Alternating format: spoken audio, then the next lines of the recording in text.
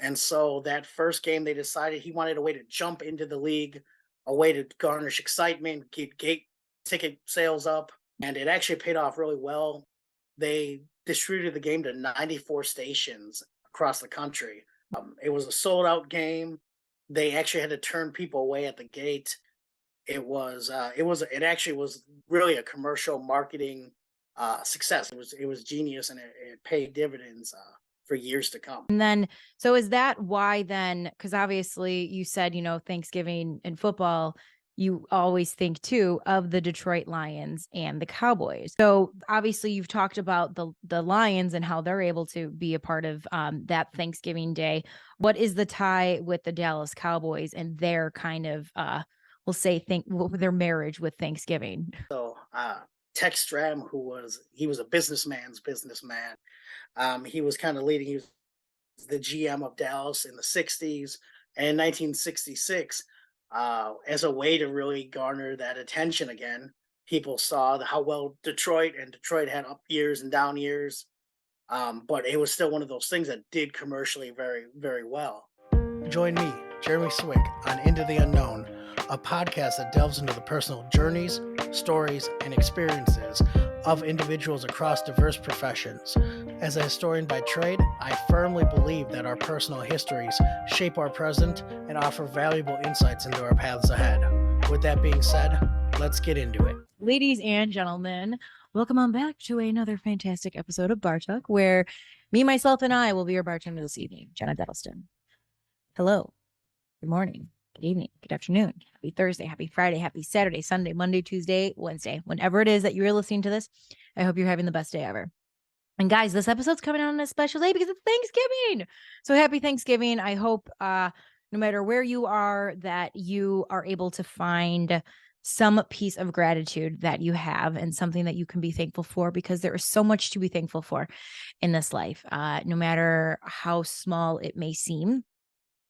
I know I've talked on here a time or two about gratitude, and I really started practicing gratitude when I lost my job during the pandemic. And the beauty of that happening was I said this I said this kind of as a reassurance to me every time, because it's so easy to believe that you don't have a lot when you lose something that is so big like a job. But I said to myself, I said these three things. I said, I have a roof over my head, I have food in my belly, and I have a bed to go to sleep in at night. I have everything. So I hope that wherever you are, however you are listening to this, that you can find so much in your life to be grateful for, because there is so much to be grateful for. And I don't care how fucking corny this sounds. I'm a corny person. You guys should all know this by now. It's probably why you're hanging out with me or you're making fun of me. Either way is fine. But I am so grateful for every single one of you for listening week in and week out, sharing, commenting, liking. Really, guys, you don't have to. And there is, like, I'm not able to do this without you. So seriously, I hope you can feel just like the gratitude beaming through your headphones, beaming through your phone, your TV, however you are listening or watching this. From the bottom of my heart, thank you guys so much. You are always my gratitude, and you are especially what I am grateful for on this Thanksgiving day. Okay. So what are we talking about today? I had an idea because I got a guy. So one of the things I love about Thanksgiving is the marriage of Thanksgiving and football, mainly the NFL. And I have a buddy, Jeremy Swick, who is the average historian, who is a football historian. And I thought it would be really interesting to have him on to talk about when football became so synonymous with Thanksgiving Day. But we talked about this idea of, like, football is God in our country. And it's like, why is football God in our country? And the marketing behind how it became what it is. And so I talked to Jeremy about that, and I was able to pick his brain, and he was able to give some incredible insight into the ways that the NFL has been able to market themselves, not only in recent years, but even just from the beginning. And honestly, how a lot of this is really tied to college in a way that I didn't understand. So you're totally going to want to stay around and listen to that. And that is all I got for you guys. So, ladies and gentlemen, let's go ahead and get into my conversation on this glorious Thanksgiving Day, or whenever it is that you're listening to this, on the history of football and Thanksgiving with Jeremy Swick, the football historian. Enjoy. Jeremy, obviously you are a football historian, which is quite a title to have. So before we kind of get into our conversation, how about you just share with people listening, how does one even become a football historian? So that's an excellent question, and it was a really interesting journey, to be honest. It was one of those areas I kind of just fell into. Hmm. Growing up, I probably wasn't the greatest student, but I really did enjoy reading. I enjoyed learning. And I don't know if you're familiar, growing up, they always had those summer reading programs Yeah. that you had to do. For us, it was interesting enough. It was to earn Milwaukee Bucks tickets. This was before they Oh, won it all. And so they were basically giving away these tickets. My parents always made me do it the right way. So I actually had to do the reading.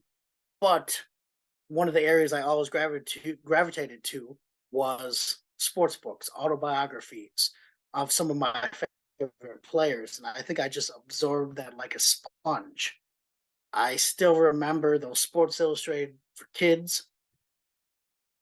Michael Vick was on the cover of one of them. And I remember at that point, it was early internet, so you couldn't look things up as easily. And I just had that entire book memorized. And I really trace it back to there. As far as more of a professional standpoint, I went to school at Eau Claire. I got my undergrad in education. After that, that really wasn't the right path. I ended up going to grad school at Eau Claire as well. And at that point, I had developed a really cool relationship with most of my professors. They actually knew the guy who ended up starting the Patriots Hall of Fame, and now he's over at the Packers Hall of Fame. They introduced us, and he actually helped me get an internship at the Pro Football Hall of Fame in Canton, Ohio. So that's really what started my football historian journey on a more professional level. that is kind of cool that this whole thing started from, I guess a summer reading program, we'll say, in a sense, like in a really kind of unique way. I was that kid that like really didn't like reading as a kid. I like it now, like for fun.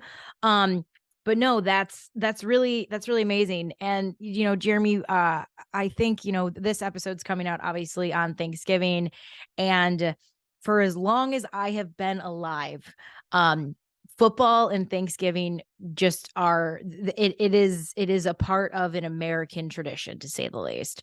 And I'm curious if you could share with everyone how that tradition even came about. So it's really interesting because football does go hand in hand with Thanksgiving Day.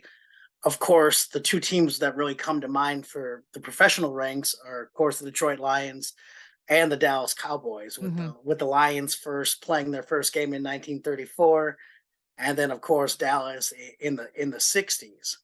But one of the really interesting aspects is football on Thanksgiving Day goes back even further. 1869 was the first game played, and that really 18 looked, wait, excuse me, 1869. That was the first Thanksgiving football game. so not quite. That was the first game ever played. But Okay. in 1876, the first Thanksgiving Day game was played, and it was a collegiate level. It was the Ivies, it was Yale and Princeton playing, and they kind of made it a tradition to play during, play on that day. And you have to remember back during that time, the Ivies were the king of football. Oh, yeah. We look at them now and it's a little different, but during that time period, they were the most well-known players, most well-known coaches, most well-known schools. Mm. But even a little bit later than that, in 1885 to about 1905, Michigan actually played 19 games on Thanksgiving Day. And so they're really attributed to their games between them and the University of Chicago as where football on Thanksgiving Day first started. It really just made sense. A lot of people had off. It would be good viewership for the players and for the students. And so, of course, one thing I've learned about history is the fact that a lot of these things start in the collegiate ranks, move their way up to professional football. Mm. And so even predating the NFL, there were games that were being played on Thanksgiving Day because they knew people were off. You have to work a lot of time. You have to look at it. A lot of those guys were working professionals. So Mm. yes, they were pro players, but they also had other jobs, sometimes coaching high school sports and other things like that. And so even by the 1890s, the pro teams that played, one of the more notable was in 1902, the National Football League, which is funny because it's literally no relation to the NFL today. It was actually backed by Major League Baseball as a way to garnish interest in football. And it really wasn't national, it was regional. The teams only were from Pittsburgh. There was only 3 of them. It was it was the Pittsburgh Stars, the Philadelphia Athletics, and the Philadelphia Phillies played in a championship game. They tied, they all claimed they all claimed to be winners, and the league folded within a year. So one thing you'll notice about pro sports is a lot of times they'll have these seedlings in other defunct professional leagues. It's just crazy to me that you're able to just like spew all these facts, like talking about the weather, like as if you've like, I just find that crazy. Like, I'm obviously not a historian, which is why I have you here and we're talking about this right now. But I didn't realize that a lot of, and I guess maybe you can elaborate on this a little bit, but is it that a lot of traditions, it was like, was college kind of like the test dummy for it, and then the professional leagues started to pick up? Like, because then, like, how did it translate over from college to then it becoming like the NHL day? No, that's a great point. It's interesting because with college football, especially being so early. I mean, you have to think it was literally right around the end of the Civil War where when college football started being played. Of course, it looked a lot more like soccer. The American football we see today really didn't come around until 1905 when they legalized things like the forward pass and had the line of scrimmage. But I guess you could say they were test dummies, but at the same time, pro sports was such an afterthought, especially for football, that really people saw what the colleges did and kind of emulated that. And even going off that, pro football did that with professional baseball. You'll see a lot of these early team names be derivatives or adjacent to the professional baseball counterpart. Of Bears and course, we Cubs. have that team, that team, the Cubs. They played once they moved to Chicago. They stayed the Staleys for another year, and then the Bears. The idea going, of course, that while the Cubs were good, Bears were fierce and ferocious. And interestingly enough, Detroit kind of did the same thing. They were in Portsmouth, Ohio, as the Spartans, and a group bought them and moved them to Detroit. The main guy of that was George Richards, who again gave the ode to the Detroit Tigers, who were they were the well established team in Detroit, but he wanted his team to be the NFL's. He wanted them to be the king of the jungle, king of the NFL, and so that was one of the reasons why he named them the Detroit Lions instead Hmm. of something like the Detroit Tigers. Interesting. So it obviously then becomes part of, the professional league. When at around what time period was it that football and NFL football became, like synchronicity, or what's the word, like in sync with Thanksgiving? What was that year? Yeah, so that was 1934. Honestly, right when Detroit moved, or excuse me, right when the Spartans moved to Detroit and became the Lions. With Mr. George Richards, he was actually a radio station owner who Hmm. had a lot of influence and actually used his connections to broker a deal with NBC. And you have to remember during that time there was only a few stations out there. And so that first game they decided he wanted a way to jump into the league, a way to garnish excitement, keep gate ticket sales up, Mm-hmm. and it actually paid off really well. They distributed the game to 94 stations across the country. Wow. It was a sold out game. They actually had to turn people away at the gate. It actually was really a commercial marketing success. It was genius, and it paid dividends for years to come. Yeah. That's so fascinating. And then, so is that why then? Because obviously you said, Thanksgiving and football, you always think too of the Detroit Lions and the Cowboys. So obviously you've talked about the Lions and how they're able to be a part of that Thanksgiving day. What is the tie with the Dallas Cowboys and their kind of, we'll say, their marriage with Thanksgiving? Yeah, so Tex Stram, he was a businessman's businessman. He was kind of leading. He was the GM of Dallas in the '60s and in 1966, as a way to really garner that attention again. People saw how well Detroit had up years and down years, but it was still one of those things that did commercially very, very well. And so he basically signed the Cowboys up again, not really knowing if it was going to be a success, because the biggest thing at that point is, gate sales and making sure you have the audience to do it. Of course, it ended up going very well. Dallas has only not held games in 1975 and '77. The NFL decided to give it to the St. Louis Cardinals at that time. The opportunity, it didn't go well. They got crushed in both games, and then they lost in '76 to Dallas when Dallas hosted it again. And after that, Dallas pretty much just kept it there. And even in 2006, that's when they added the primetime game, which I think was smart on the NFL's part as well. So the primetime game of Thanksgiving only began in 2006. Did you say? Is that correct? Yes. Okay, so it is it because I really feel like, and again, I was 2006. I don't know, how old am I? Young. 12, 11. I'm 11. Let's say I'm 11. I'm 11 years old. So like you're paying attention to what's on TV, but like you're so distracted as a kid sometimes you don't actually really know what's going on. But I think as I've gotten older and older, again, like the minute I walk into my Aunt Joanne's kitchen and I am her I'm the sous chef for Thanksgiving in my family. So I help cook along with my aunt and my brother. And football is always in the background. Like it just, again, it's just it goes together. Um the it becoming a primetime game in 2006, can you kind of explain why the NFL decided to make it a primetime game? Like what was their idea going into, like, hey, we should probably try this out and see if it works? I mean, obviously it's a tradition that's been going on forever, but it's a tradition that I really feel like honestly in the last decade has just like gone to a whole new level. Oh, yeah, it definitely has exploded. I think one of the reasons was just the success of John Madden. Of course, he had his great Mm, football franchise. Before that, he was a great coach, right.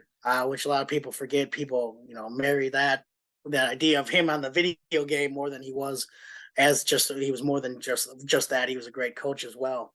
But I think him and Al Michaels and Pat Summerall all had that kind of era about him to just get people excited about the game. I think one of the reasons was also just the fact that it was kind of, I would argue, it was probably a failsafe for the NFL in case Detroit wasn't really in competition, which historically hasn't been the case. What do you mean fail safe? Explain that.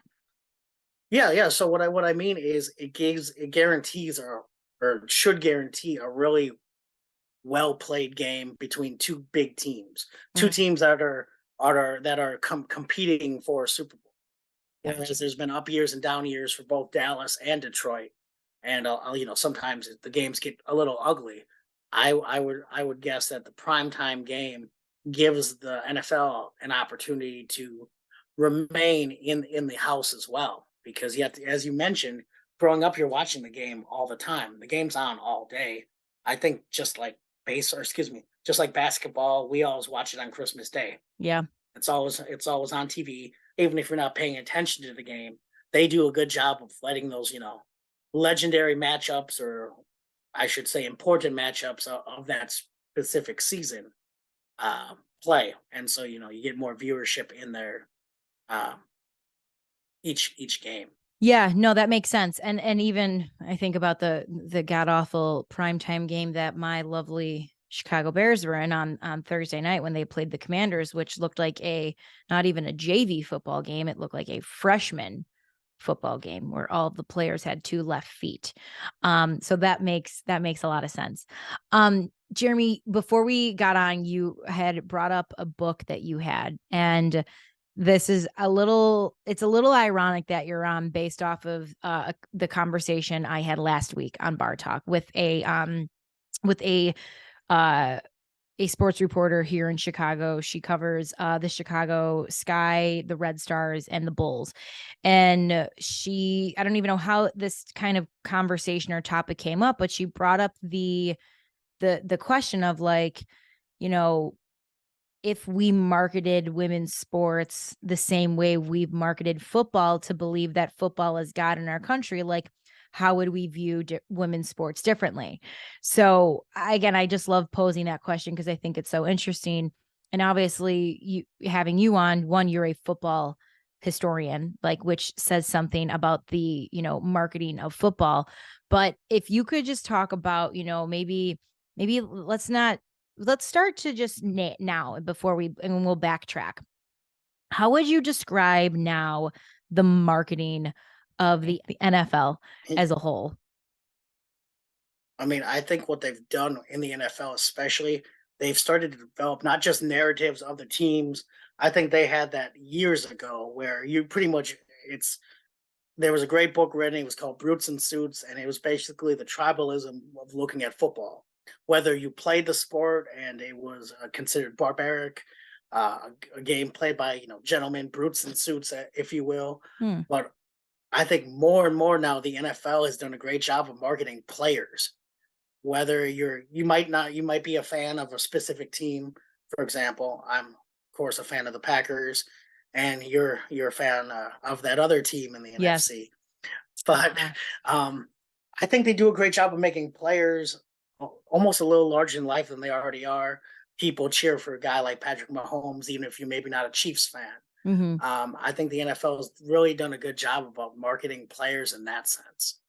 I think they've taken a page out of the NBA's book with that, because I always said, I'm not a huge like NBA fan. I'm not, like, if I'm choosing to watch something, I'm watching football, preferably NFL or MLB. I just love baseball. Those are kind of my things. And then whenever volleyball's on. But the one thing I will give the NBA like insane credits for is if you ever watch ESPN when a team is getting ready to play, it's never the Golden State Warriors versus the LA Lakers. It's Steph Curry and the Golden State Warriors take on LeBron James and the LA Clippers. They always lead with the name of the athlete that's going to draw you and that's going to make you want to watch. And I think it's something that, the NFL has started doing recently that I don't know if they weren't comfortable with doing it. I don't know why, because again, it's such a team sport. Like I don't know when the pivot changed, but when did you see the pivot change of the NFL really starting to market the players and then kind of the team behind it? I think, as you mentioned previously, with college kind of being the test subject for the NFL, I think the Yeah. NFL used the NBA especially as kind of a test subject to see how that would play. I think it's always been the quarterbacks. You always knew the Always. quarterbacks for the teams. Yeah. It was Brett Favre's Green Bay Packers takes on Troy Aikman's Dallas Cowboys and things like that. But I think more recently they saw the benefit. Of course, it's a little more difficult because there are so many guys. But I think you realize that so many of these guys have personalities, and um, I think with the idea of allowing them to be themselves a little bit more, I think with the advent, not of social media because it's been around for quite a while, but allowing players to kind of use that platform. Of course, we've seen in cases like AB, it doesn't always go well. No. But in general, letting these guys kind of be themselves. AJ Dillon is very well known on Twitch because he streams him doing card breaks because he collects his own sports cards. Yeah. Having guys like that really develop their own personalities, and weirdly, I think like cult followings, if you will, of some of these some of these lesser known guys that you probably wouldn't know about if they weren't kind of all over social. It's so true. And I think that obviously social media has been around for God, how long now? I made my first MySpace page when I was in 7th grade. Okay, so it's been a while, but I think of that, like, we'll call it the very beginning of social media was never a business. Social media was just, it was fun. It was a form of communicating. It was also a form of escapism for a lot of people. It wasn't this sense of like, I am selling you me so you become a fan of me. Like, I never felt like that was the beginning of social media, right? I would say probably within the last, I don't know, like maybe 5 to 7 years. 7 might be like, the like when people first started doing it, but this idea of we really get to see people's personalities. And the one person I think of the most when it comes to that is my former quarterback, Jay Cutler. And I always said, like, when he was his time in Chicago, I think he was the most misunderstood human being. And we all thought he was some just absolute jagoff. Like, there's no other way to put it. Like, I think we just all thought he was. He was very kind of smug in his interviews and his press game conferences. There was always the Jay Cutler cigarette meme, which like kind of fed into this narrative of him. And again, I can't believe I'm saying these words, but it wasn't until I started watching him with his ex-wife on Very Cavallari that I was like, this guy is hilarious. This guy has that dry sense of humor like a lot of Midwest people have, like a lot of Chicagoans have. And I just kept thinking, like, God, what a shame that like we didn't get to see that while he was here, because I wonder if it would have made his job maybe a little bit easier if he would have stayed a little bit longer. I think the people of Chicago would have loved him more, because a lot of people I know now are like, dude, like, I love Cutler, but no one learned about Cutler until Cutler started marketing himself as like, hey, this is who I am. I don't really care anymore. Do you know? Like, it's so weird. No, absolutely, absolutely. It's one of those things. I think it gives them a platform to kind of not explain themselves, but have a way to kind of express who they are. I think, as you mentioned, Cutler. Want to say first, Green Bay loved him. We miss him a lot, but it was guys like Aaron Rodgers, even going on like the Pat McAfee show, Yeah. and him having, of course, his short responses. He definitely has his opinions about things, but I really enjoyed it because if you sit down and listen to him for an hour, you see it is like, as you mentioned with Color, it's a dry sense of humor. It's Yeah. being sarcastic when you're responding. It's being asked the same questions, over and over, and just eventually just kind of messing with reporters, or kind of messing with the status quo. And I think it's been great to see these athletes kind of be themselves. For example, a guy like Gronk, just Yeah. kind of playing into the dumb jock role, but actually probably being fairly intelligent. Just knowing that's kind of his shtick that does well. Okay, I think he was probably the first player to do it. He sold himself like WWE players sold themselves.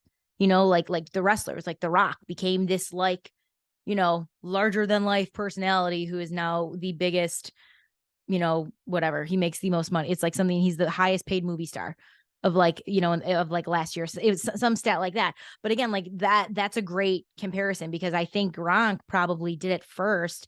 And I'm with you. I bet the man is, I mean, let's put it this way. Gronk is smart, or has someone really wise around him, that the man never spent a dime of his NFL earnings while he was in the league. He lived off of endorsements. Like, Oh, isn't yeah, that kind of crazy sneaky to smart. think about? He's sneaky smart. Yeah.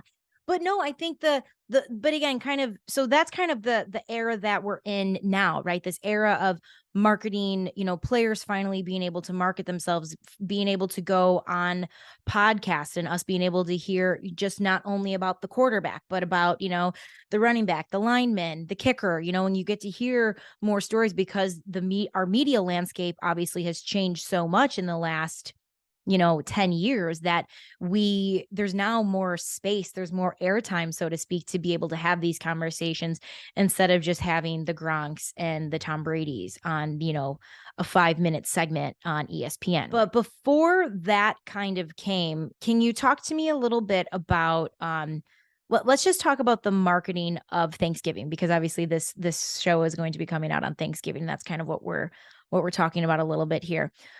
How have you seen the NFL kind of just continue, like, from where they started with marketing the Thanksgiving game to now? I mean, obviously there's big differences, but like, could you give me like 3 of the biggest, kind of changes you've seen from then to now? Yeah, I think the biggest one with TV, again, and I think this year, actually 2022, they're doing kind of the ode to John Madden. And with him not flying, driving the Madden Cruiser everywhere, Right. I think it's one of those things that itself became a thing. He would have Thanksgiving dinner. They do the things with the turducken. These guys would get these most ridiculous awards. On planet Earth, they're these big ugly turkeys or Yeah. something. Call it the galloping gobbler, whatever they call it each year. And of course, they hand it to him, and it's just funny because a lot of times the quarterbacks are just kind of laughing it off. I remember, Favre saying, I'd rather have it than not have it, I guess, because he threw, X amount of yards and Mm-hmm.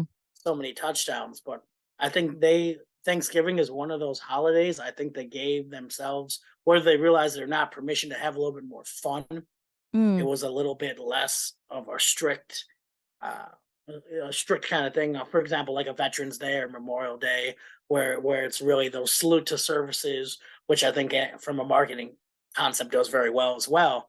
Where Thanksgiving, you're kind of all just home, everyone's watching TV. It, I think it did well for TV advertisers. I think it worked for everyone. Just the fact that they're kind of able to market it as a little bit more of a fun holiday, if you will. Yeah. I always think of the victory turkey legs. Is that with NBC? NBC does the victory turkey legs, right? Like that's Yeah, what I think about. It's like the top 5 guys from the game or whatever go and get the turkey legs, which always makes me want a turkey leg, even though I've already eaten so much turkey. I'm like, God, that looks really good. I'm like, I don't need a turkey leg, but like I think one would sound nice right now, right? yeah, it looks good. And going off that, they had me thinking too. They did a great job with the throwback uniforms too, Oh because some of yeah. those iconic moments were only when they were wearing those throwback jerseys. And Hmm. of course, now they have throwbacks almost every year. They're changing the rules to let us bring the helmets back and all that good stuff. And so I think that was one of those areas too.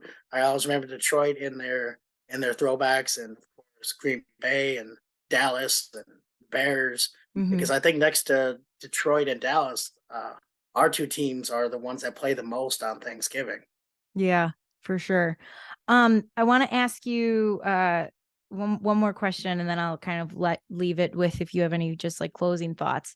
Um, and this might be more of a back and forth, but I'm just curious to hear your thought. Um, how do you think it is that the NFL has been able to honestly own like a day of the week? Again, it goes back to marketing. Like, once upon a time, Saturday was the Lord's Day. And I know the church by me had to change the time for church because people weren't coming in because it was when kickoff began.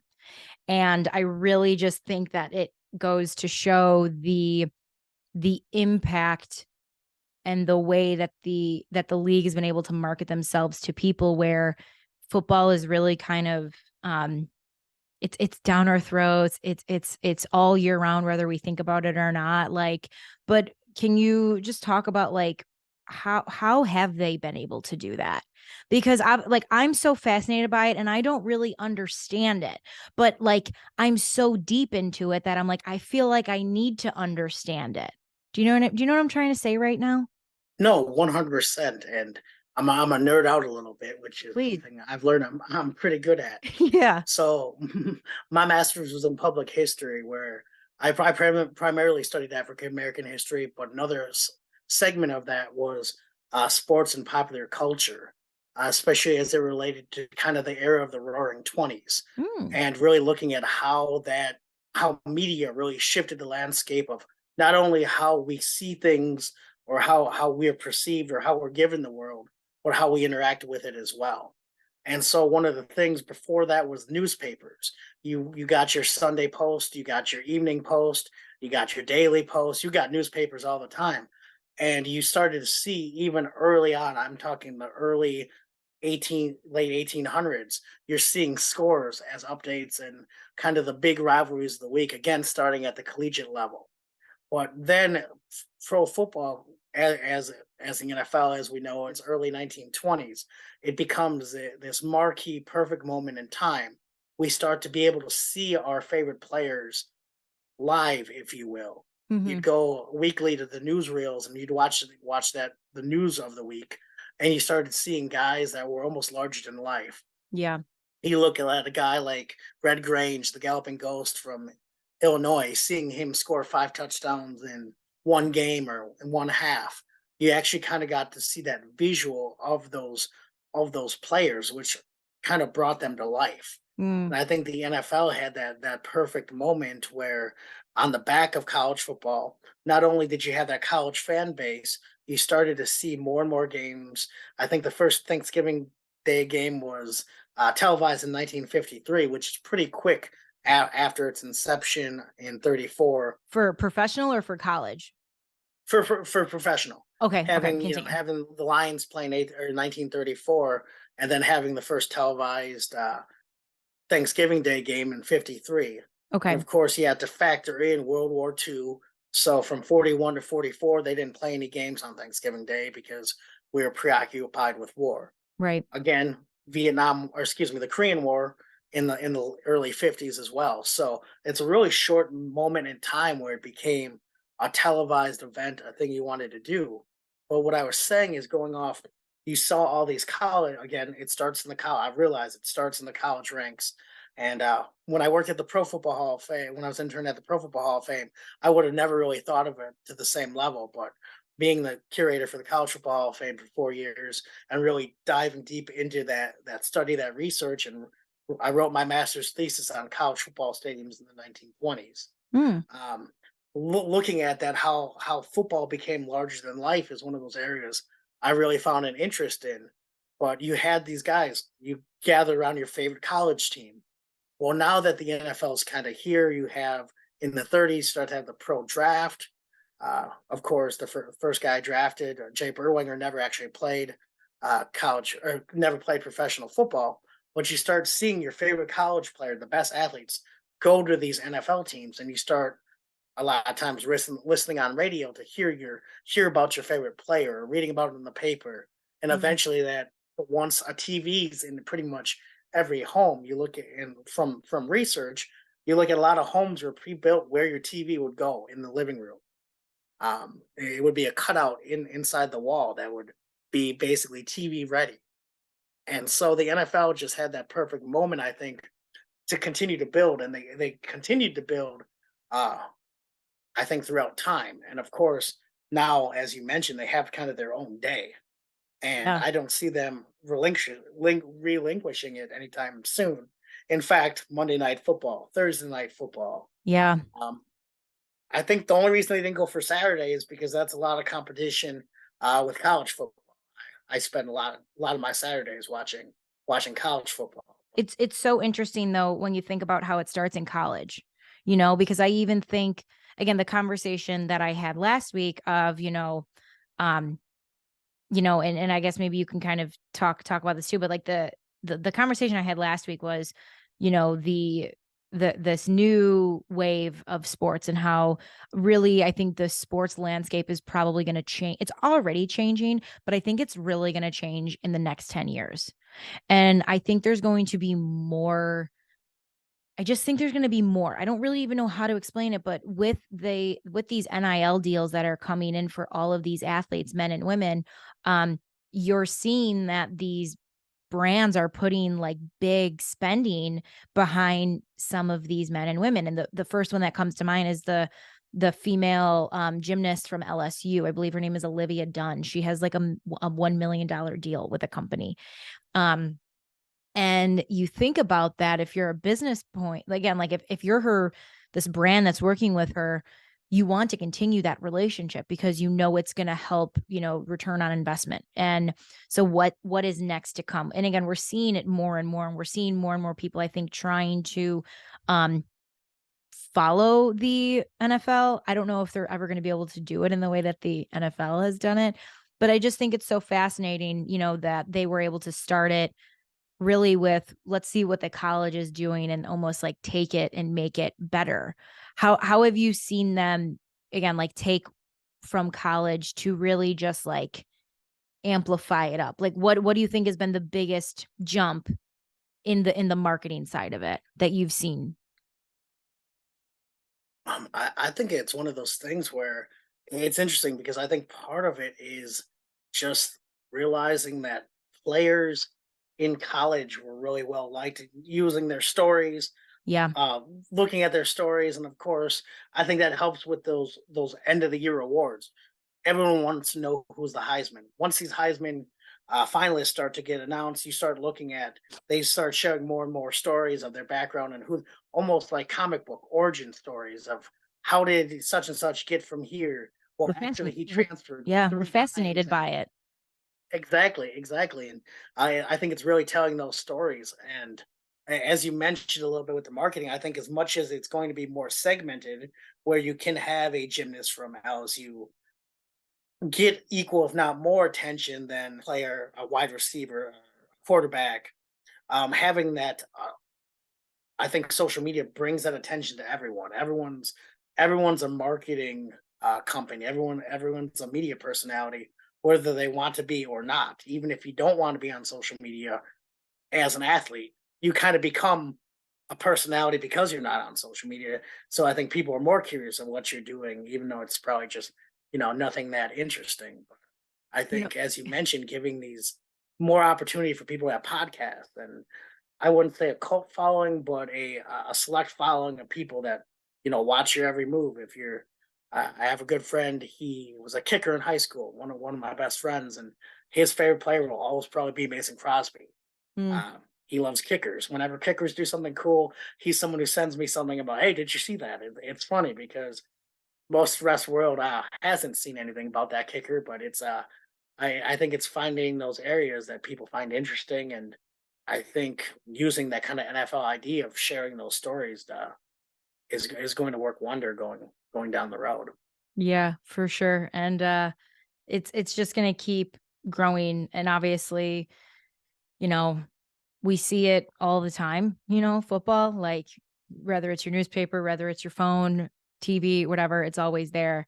But it is a really cool thing, just with the day that this episode is coming out, the marriage and the beautiful tradition of, football and Thanksgiving and how it is just so tied together. And honestly, like I even think back to some of my like favorite, like I'm a big Friends fan. I love Friends. I could watch Friends. I was literally just watching it before we got on.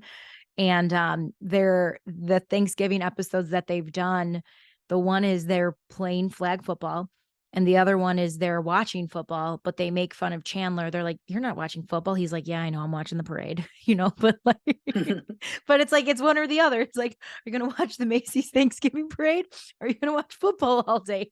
You guys pick which one you want." Oh, 100%. And that's one of those other things where whether the NFL did it or not, having that idea of going out and playing, a Turkey Day football. I remember growing up as a kid. That's something we always did. Is a bunch of the school friends would get together and we'd play some tackle football, and it was one of those times where it worked out perfectly because everyone was off. We're all not Mhm. really doing anything. If you're in town, you'd come meet at the park, and we'd all play for a few hours, then go home. And I think it was one of those areas that really made it exciting. I think the pro game has continued to evolve, and as you mentioned, attract more fans. One thing I realized, as we're both from the Midwest, I've spent time here, Ohio, and Minnesota as well.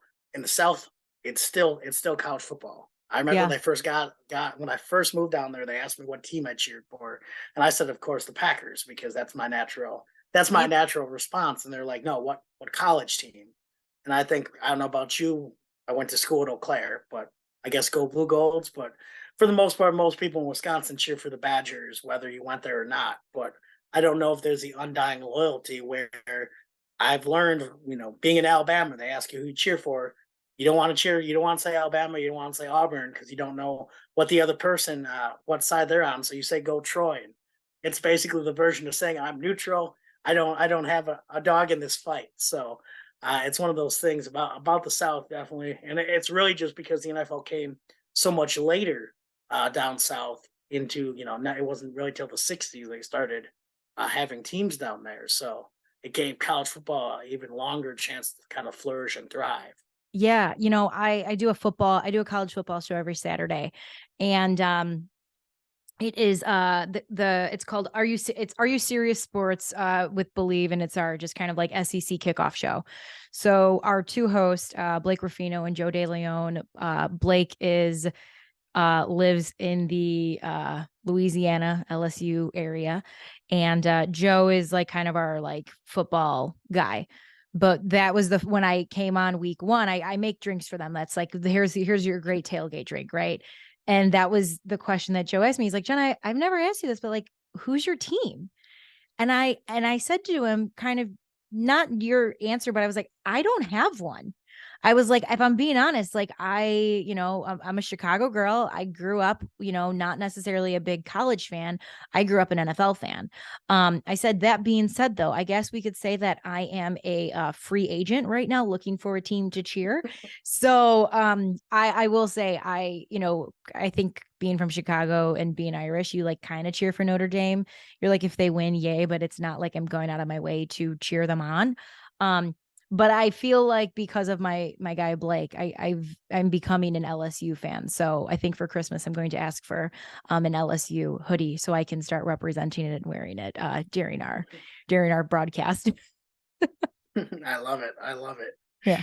Oh I had my. many teams try to convert me. I would say, if anything, I would cheer for Grambling State, partially because they have that big G on their chest. So, and of course, I'm a huge fan of Coach Eddie Robinson and Mm-hmm. worked on an exhibit on HBCU. So, getting to know the Robinson family, I guess that is next to Wisconsin, of course. Yeah. That'd probably be my close second. Yeah. Well, and okay, you bring up Wisconsin. I feel like I'm also a Wisconsin fan too, because my uncle played there back in oh God, a while ago. 60s. I think he played there in the 60s. So he still talks about it. It's fantastic. Jeremy, do you have any closing comments or thoughts for anyone before I let you get out of here? No, I would love to hear one of your Thanksgiving traditions. I know we mentioned that a little bit before we Ooh. started. What's something fun you do for Thanksgiving? Well, normally I bartend the night before, which means I work until like 3:30. So I'm not the most useful human being the next day. So that's kind of a tradition. But I have two I'll share. The one is we actually do a turkey bowl over by me. So I don't participate necessarily in the act of the game, but it's so much fun to go there. There's a lot of people. It's like my whole neighborhood kind of comes out. So we've been doing that, God, forever is what it feels like. And then on top of helping my aunt cook everything, I can pretty much do everything now with my eyes closed, which is pretty awesome. I love to cook. It brings me so much joy. But me and my sister normally would always pull the wishbone. That was our thing. So yeah, that was a cool one. I'm trying to think if I have anything else. No, football's always on. Oh, actually, I do have one more, Jeremy. You're gonna make fun of me. I'm gonna make fun of me because I always say I'm nervous for the day that I have to do Thanksgiving by if my significant other's house one day, because I take a Thanksgiving nap after I eat every time. Like every time. It is embarrassing, but I do it. And I will go into the living room, sit in my aunt's chair, throw the blanket on me, and I am KO'd for 45 minutes. Hey, I love it. I feel you there. I definitely in the same boat where it's usually by that time it's probably the Cowboys game, and I'm not awake anymore for at least a little bit. But I definitely understand the post meal nap. I think You it's a got standard. to. my It opinion. it is such a requirement, man. Like, oh my God. So I hope everyone gets their nap in today. And guys, I hope you enjoyed that as much as I did. I learned a lot. And my gosh, does Jeremy just know so much? I was like, he's like a walking encyclopedia. It's amazing. Like, I wish I knew half of that stuff.